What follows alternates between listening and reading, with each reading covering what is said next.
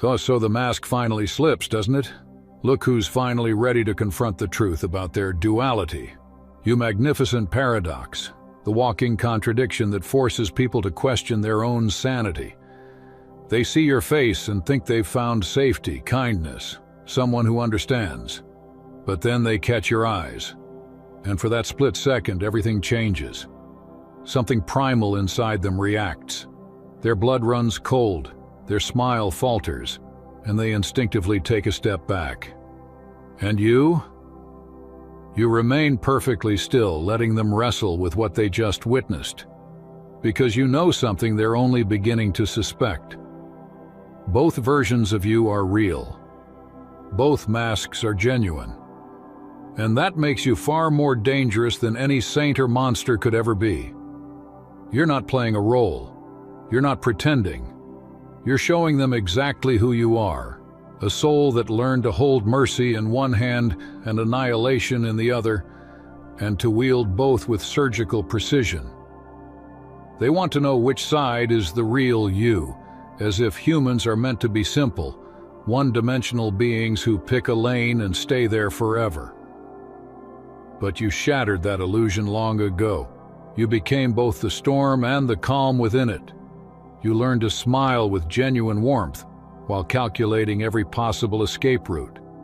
You mastered the art of offering comfort with hands that remember what destruction feels like, and that terrifies them more than evil ever could, because at least evil is predictable. Your face radiates mercy because you've been broken enough to understand suffering intimately. You know what it feels like to crave gentleness, to pray for someone to see through the armor and still offer kindness. So you became that person for others, not because you were naive, but because you were strong enough to choose compassion consciously. Every act of kindness you perform comes from awareness, not illusion. You extend mercy because you understand its worth, not because you're weak. But those eyes, they tell another story entirely. They hold the record of every betrayal, every abandonment, every moment someone mistook your grace for weakness. Your eyes are an archive of lessons written in blood and silence. When people look deeply enough, they don't see anger. They see something far more unsettling, absolute clarity. They see someone who's analyzed every outcome, memorized every exit, and mapped every vulnerability in the room within seconds. Your gaze carries annihilation, not because you seek to harm, but because you've already survived your own destruction and rebuilt yourself from atoms. You've walked through endings and returned with trophies of survival. Those eyes have seen betrayals that would shatter anyone's faith in humanity. They've looked behind every mask, decoded every lie, and understood the subtle cruelties people rely on to keep their illusions intact. And here's what truly shakes them. Your mercy isn't born from helplessness, it's a conscious restraint. You're capable of devastation, yet you choose peace. You could dismantle someone's entire sense of self with a few words, yet you remain silent.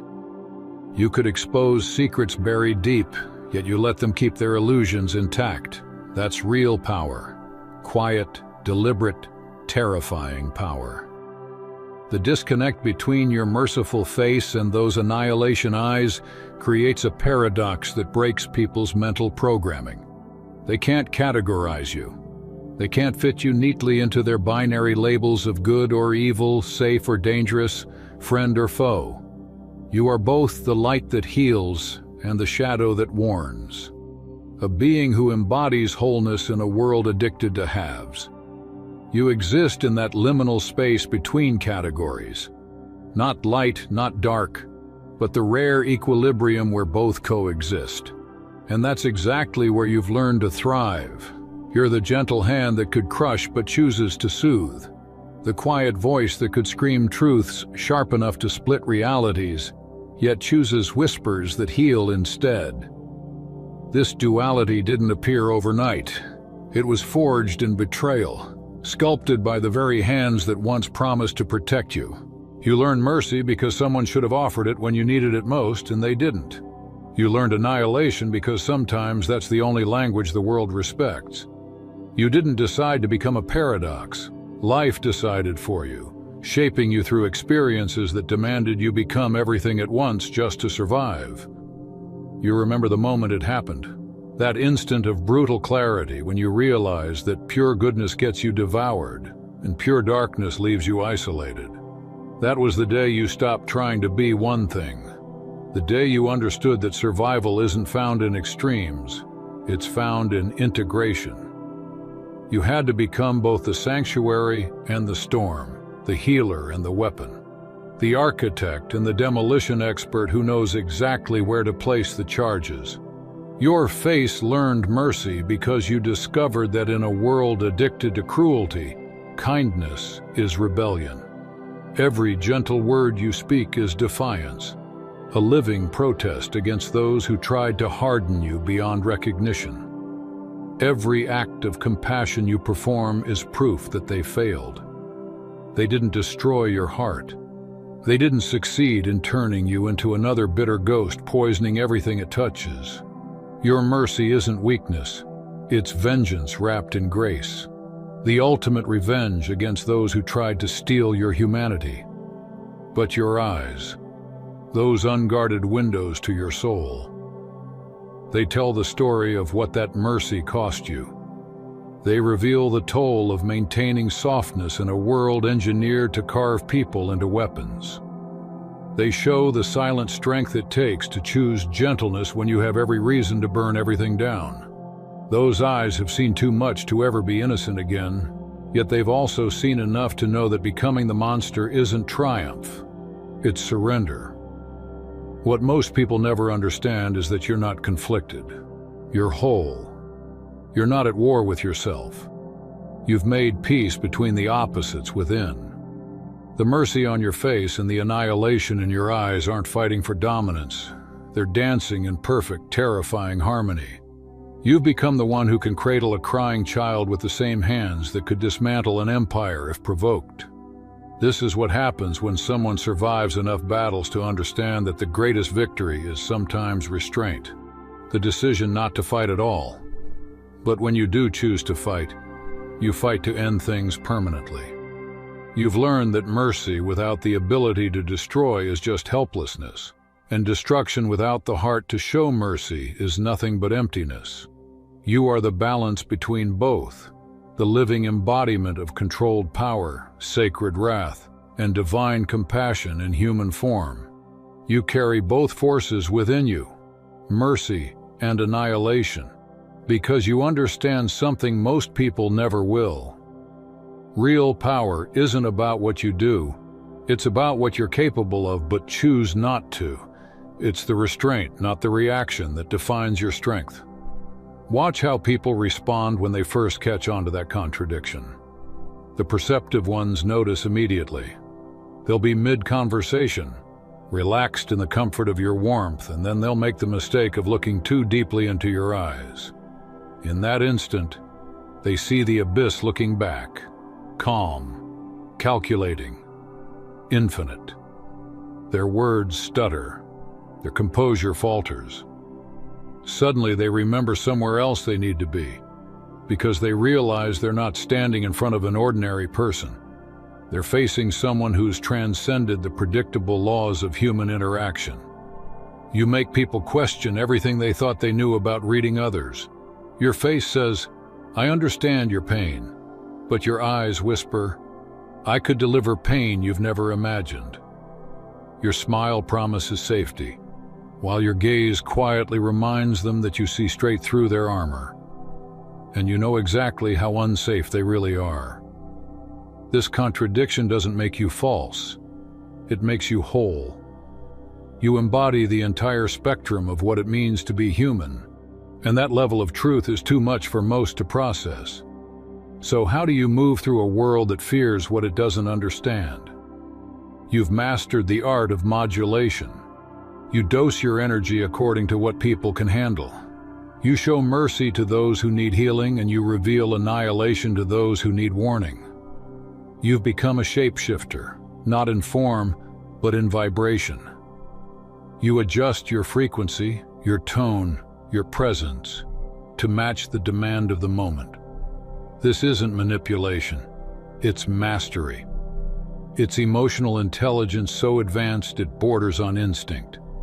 Those who deserve your protection feel only your warmth, never realizing the silent wars you fought to maintain their safety.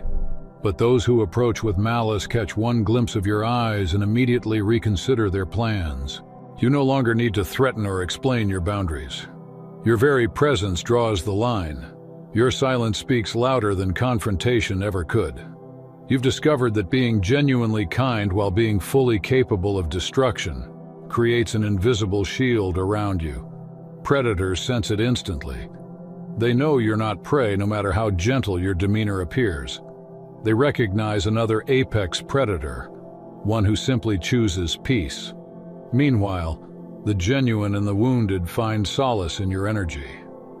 They sense that your mercy is real because it's backed by power, not weakness. That's why they trust you.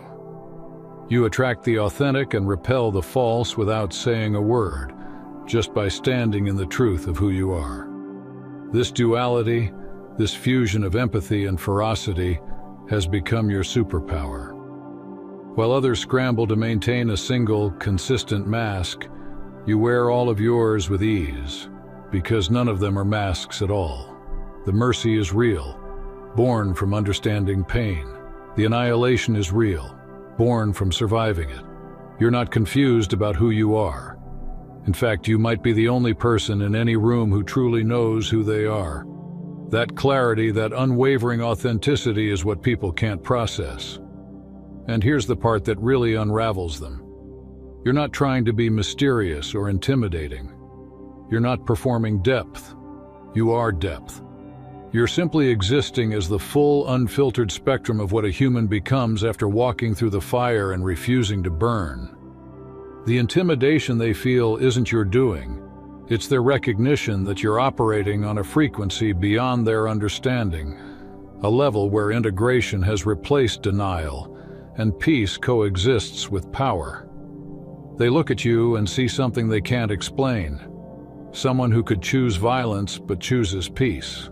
Who could expose every secret yet chooses silence. Who could bring vengeance down like fire but instead chooses release. You've become the embodiment of controlled power, and that unsettles people more than open aggression ever could. Your restraint radiates an energy they can feel in their bones, an unspoken awareness that you're capable of far more than you reveal. And that's what makes them both drawn to you and terrified of you at the same time. They want to be near your calm, to bask in your stability. But a deeper instinct warns them that if they ever cross a line, that same calm could become a storm in seconds. You see it in their body language.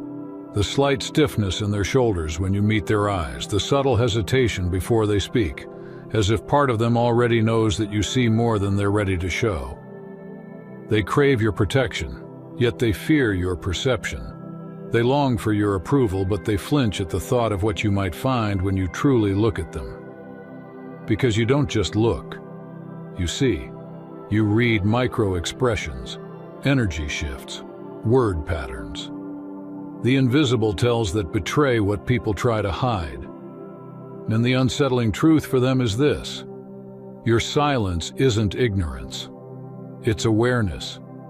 You've already assessed the full picture before most people have even started explaining themselves. Your face carries mercy because you've learned the futility of perpetuating pain. You know that creating more broken people doesn't mend your own wounds. It just multiplies suffering. But your eyes, they tell a different story. They carry the vibration of annihilation.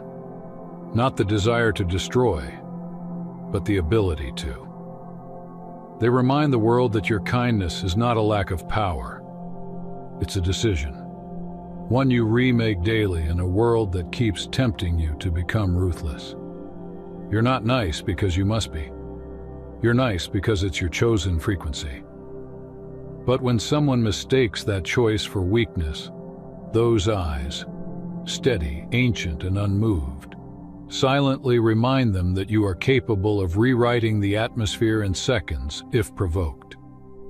What unnerves people most is that you don't need their validation to exist in this complexity.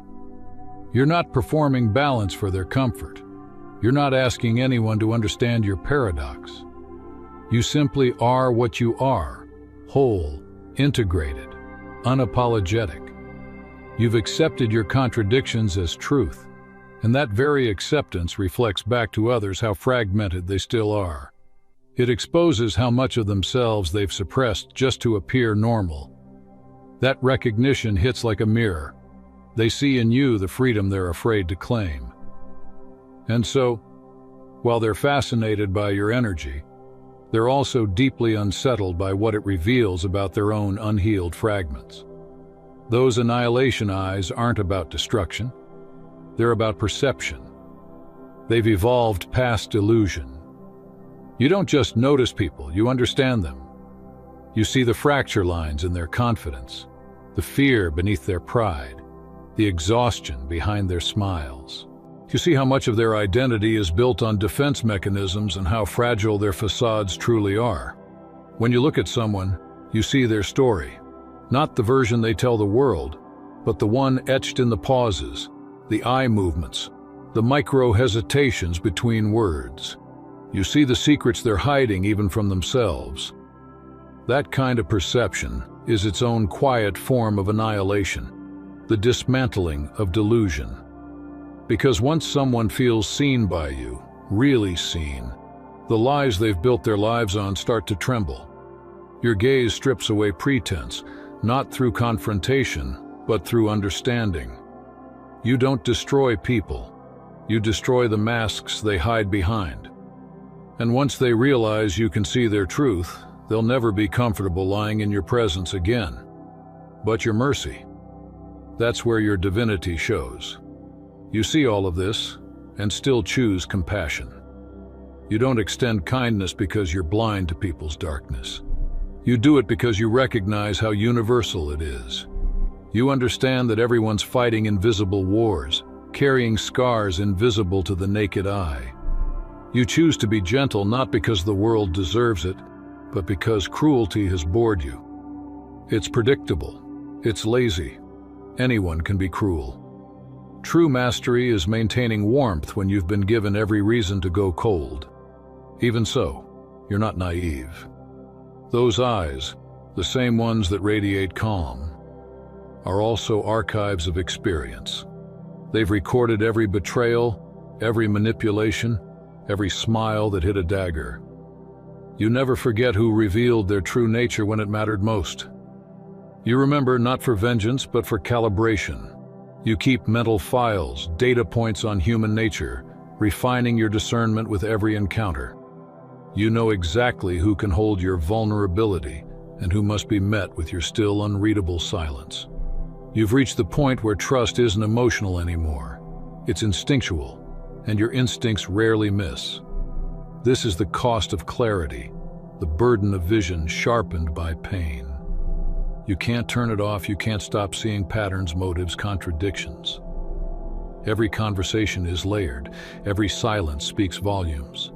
You walk through the world reading energy the way others read text. Your eyes show annihilation because they've witnessed the collapse of every illusion you once had about morality, loyalty, and love. You've seen the truth of how people operate when they think no one's watching. You've learned that kindness isn't always returned, loyalty isn't always mutual, and love isn't always pure. And yet your face still shows mercy, because you've realized that bitterness is surrender. It's the ego's version of death.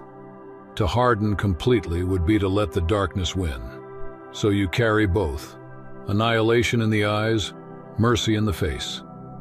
You've become a living paradox, proof that a soul can evolve beyond trauma without erasing what it learned in the fire. What they don't understand is that the annihilation in your eyes isn't a threat, it's reflection.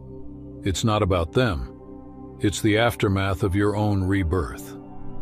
Those eyes have seen the end of worlds, the death of illusions, identities, attachments, and still found something worth believing in. They've watched everything collapse and still chose to build again with steadier hands and clearer vision. That's why people can't categorize you. You're not angry, but you're not docile. You're not forgiving because you've forgotten. You're forgiving because you've transcended the need for vengeance. You're not intimidating because you want power. You're intimidating because you embody it without needing to use it. You become the storm and the silence after it, the healer and the weapon, the light and the lesson. And that's what truly terrifies them. Not your capacity for destruction, but your control of it. Because anyone can break things. Very few can rebuild what they've burned.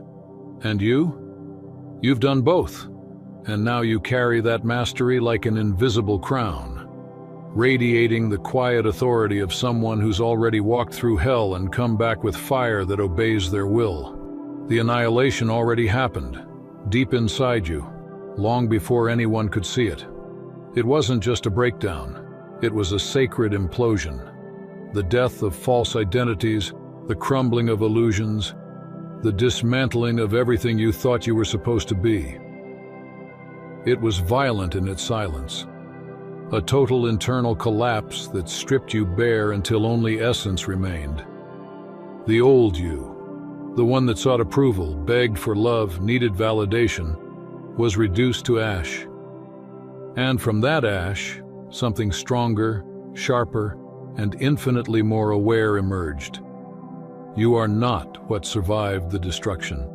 You are what was born from it. The annihilation within you wasn't punishment, it was transformation disguised as chaos. For it came to burn away everything fragile and false, leaving behind the indestructible core, the self that no longer depends on external permission to exist. That's why your mercy carries so much power. It's not pity, not weakness, not even forgiveness for others, it's forgiveness for yourself. It's the understanding that rage is a leash, and as long as you hold on to it, the people who hurt you still hold a piece of your soul. Mercy for you is emancipation. It's releasing what no longer deserves your energy. It's cutting the invisible cords that tethered you to your pain and declaring, "I am mine again." Your gentle face is a statement of sovereignty, a quiet rebellion against everything and everyone who tried to harden you. It's proof that you refuse to let the cruelty of others redefine you. They wanted you to become like them, bitter, hollow, disconnected. But you didn't. Every smile, every soft word, every act of kindness you offer now is a declaration that you own your becoming. You refuse to let trauma sculpt you into something unrecognizable. Instead, you became the sculptor, shaping yourself out of pain with deliberate grace. You are not kind because the world deserves it. You are kind because you decided that your soul deserves peace. Still, the annihilation never vanished. It remains like a sleeping giant beneath your calm exterior. You understand that sometimes things need to end completely, mercilessly, not out of spite, but necessity. Some relationships are graveyards wearing disguises. Some patterns need to die before they devour the future. Some versions of you need to be destroyed before the real you can rise. You know now that not everything broken is meant to be fixed. Some things are meant to stay shattered as evidence of your evolution. And sometimes, the kindest thing you can do is destroy someone's false image of you. You let their illusions collapse so they can finally see you clearly. Not the projection, not the story they wrote about you, but the truth of who you've become. Your eyes reveal that understanding. Creation and destruction aren't enemies, they are collaborators. Two halves of the same sacred process. Every time something dies within you, something greater is born. Every ending carries within it the blueprint of a beginning. That's the rhythm your soul learned from the universe, the dance between fire and rebirth. You've outgrown revenge. You don't crave it because you see how small it truly is. You realize that revenge binds you to the very energy you escaped. The best revenge you learned is evolution, to become incomprehensible to those who once tried to break you. You've turned their cruelty into your fuel, their disbelief into your discipline. You've transcended the narrative they wrote for you. They stare at you now and can't understand how you survived, how you thrived, how you transformed everything meant to destroy you into divine momentum. You are their unsolved equation, a living paradox they'll never decode.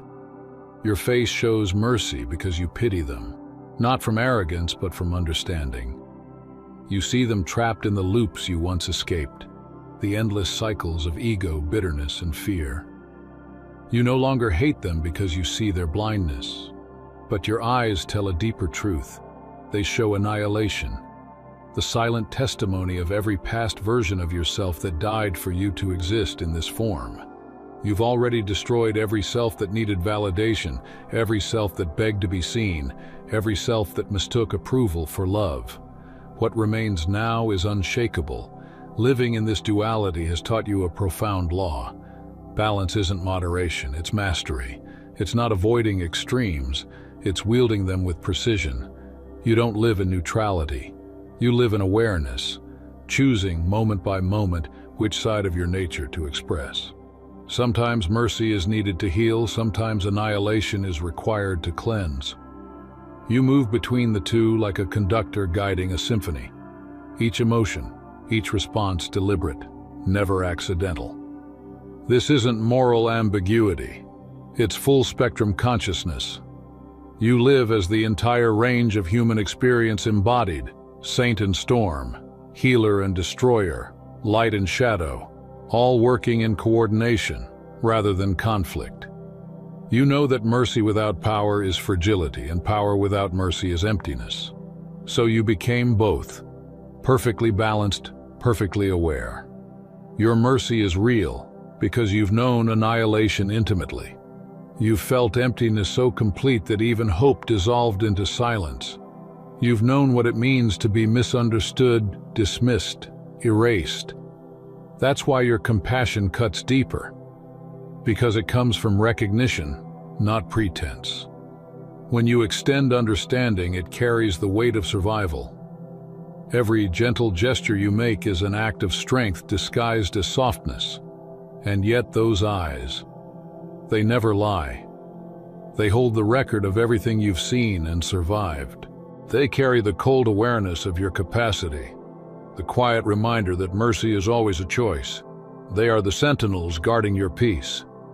When people look into them, they understand instinctively that you could choose differently, that behind that serenity lies the power to end things cleanly if needed. Your eyes are your final warning and your ultimate protection. You've become a being of controlled chaos, the fusion of destruction and grace. You no longer fear endings because you've learned they are sacred thresholds. You don't run from collapse because you know rebirth hides beneath it. You are not afraid of fire because you are the flame in the forge. The annihilation within you didn't break you.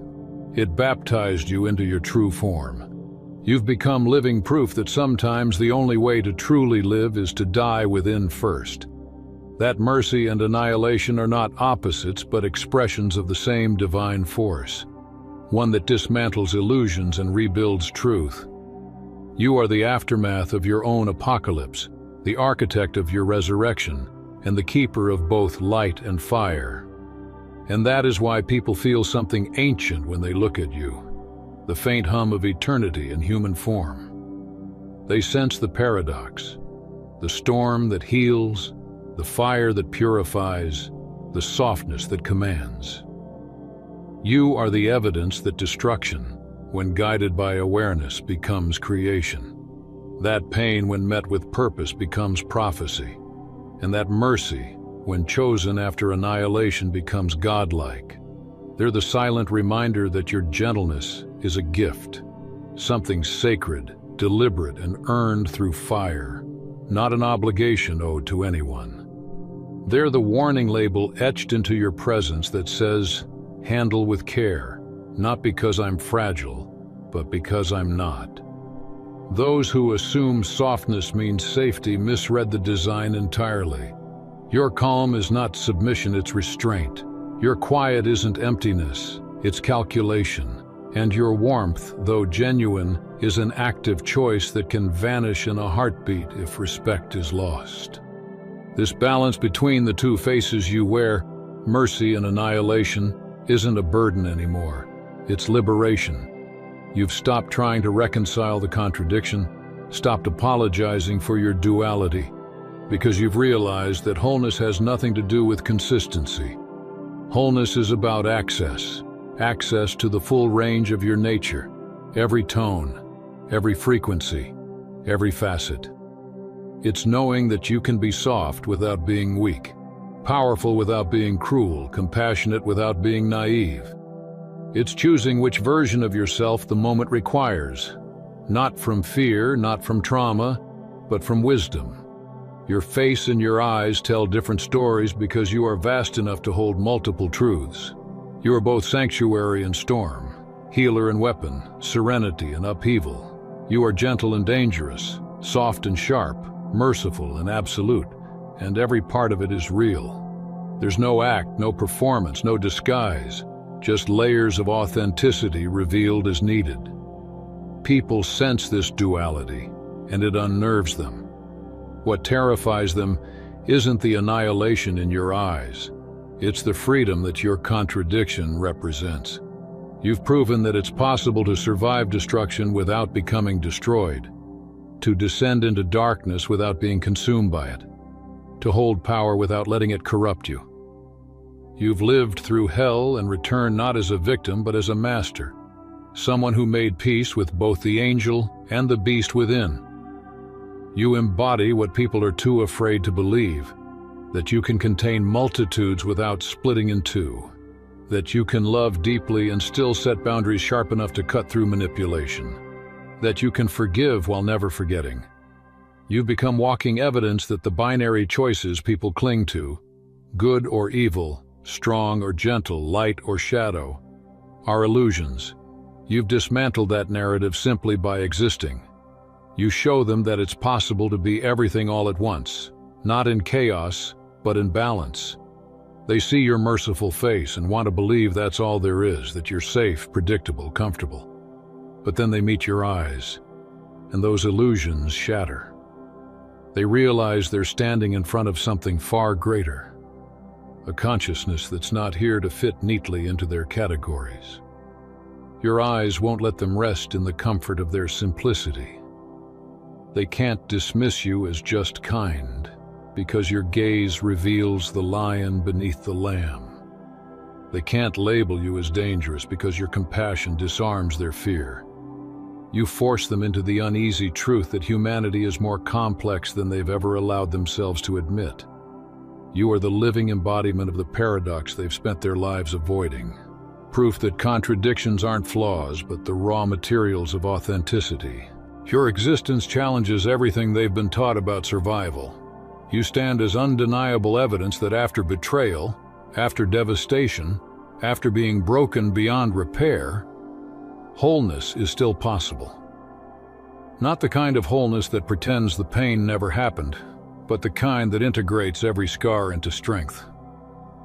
Most people choose sides after trauma. They either go numb and harden into cynicism, or they stay too soft and get consumed by others' cruelty. But you chose a third path.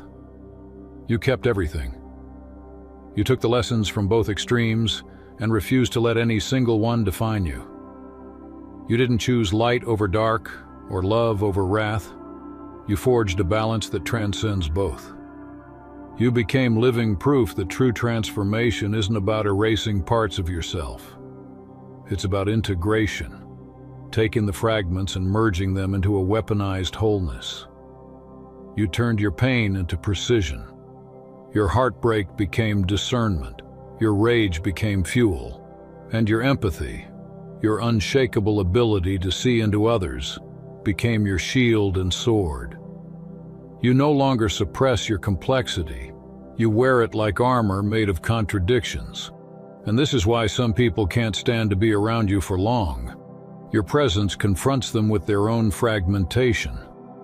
Your complexity forces them to face how small they've made themselves in order to be accepted.